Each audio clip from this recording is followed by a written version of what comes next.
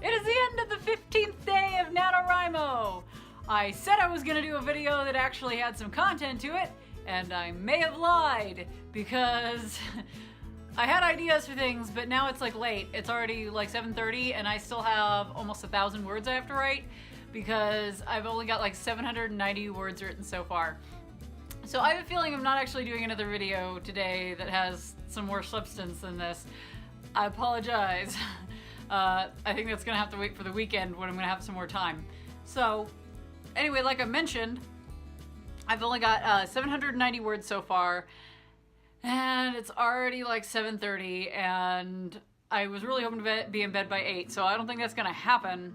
I think I'm gonna try to do maybe 2 20-minute word sprints to probably just get me over the line and get done tonight. But we'll see. Tomorrow's Friday at least, so if I have to stay up later and I'm gonna be exhausted for a day of work, at least it's a Friday where nobody's showing up and giving their all anyway, so that's kind of good. And I'm past the hard stuff at my work that requires much more constant focus, so tomorrow is easier work that won't require my brain to be working as well, so that's good. If I'm gonna have to stay up late, tonight is the night to do it.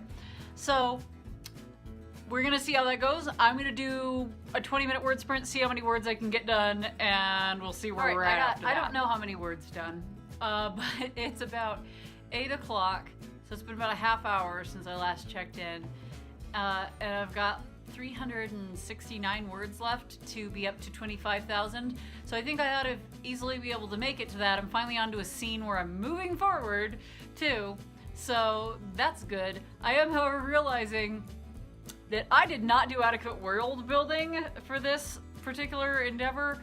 My last book, my world building was relatively easy because it involved Googling like an actual culture and what actual foods were common there and how their like trade and economics worked and stuff, because it was based off of actual people.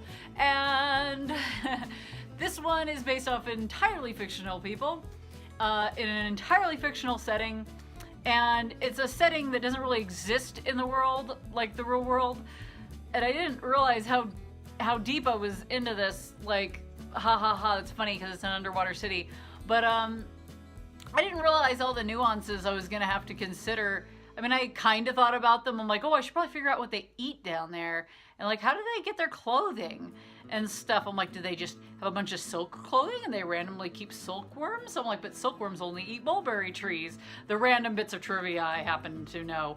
And I'm like, how would they grow mulberry trees down there to feed the silkworms? And I'm just like, oh gosh, it's too much.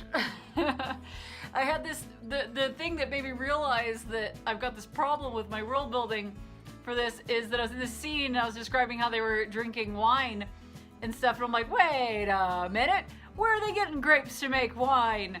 I mean, assuming it's grape wine, not the myriad of other types of wine you can make, but where are they getting grapes?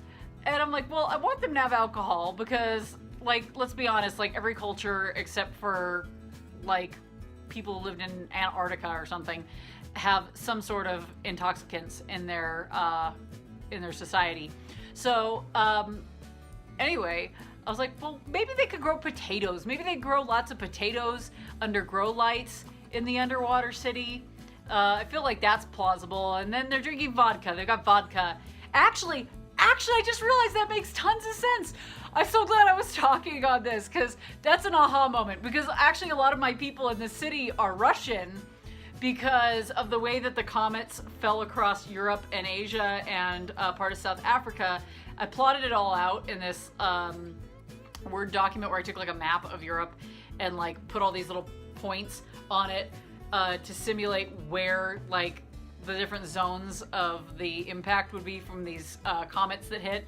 It looks very suspicious on my computer, so if some government agency out there is watching my computer or something, just so you know, if you're also watching this video, I'm not like planning some terrible attack or something. I write fiction, so it looks really bad on my computer that I've got all these like clearly looks like little explosions set up all over this thing. And I was just trying to figure out like what would be like the different zones of like the impact zone, and then the like you'd burn to death zone, and then the area where you die of like inhaling too much dust from the air zone, and then the sweet spot where you'd get the right kind of radiation that turns you into amphibian, and then the safe zone outside of that. So I've got all those plotted out on a thing. But anyway, my point was, I just realized because a lot of these people I already know in the city are Russian, because a lot of the people who turned into amphibians were, the way that I plotted out the map, Russian, Greek, and North African. So there's kind of a large mixture of those groups in the city, because they're the ones who escaped while there was testing and stuff going on the amphibians. That it would totally make sense that one of the Russian people that came there might be interested in vodka and maybe have started a family business in the underwater city, and they grow their potatoes under grow lights and stuff. I don't know, but I like that. I think I'm gonna go with the vodka. They grow potatoes under grow lights and they make vodka. So that solves that problem. Anyway, I'm wasting so much time talking on this instead of getting my writing done, because I wasted like almost 5 minutes. And in 5 minutes I could have had at least 100 words of my 369 words that I need to do still done. So I'm gonna shut up and I'm gonna get back to writing, and I will be back with you soon. Yay, I hit 25,000. I actually got, let me see how much I got. 25,143. So I not only got up to par, but I also hit my 1,667 word goal, like barely. I think I got 1,600 and 1,671 words. So I was just barely over the daily goal marker too. So I did it again, and thank goodness tomorrow's Friday, because that's gonna be the last day that it should be a little bit harder to hit my goal, because then it'll be the weekend and I'll have a lot more free time.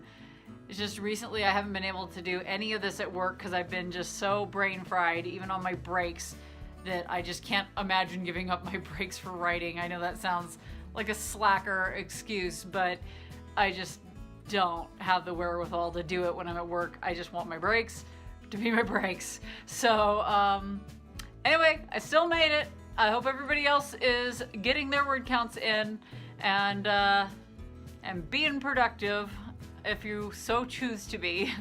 Anyway, I'm gonna let you go. You guys have a great night. Bye-bye.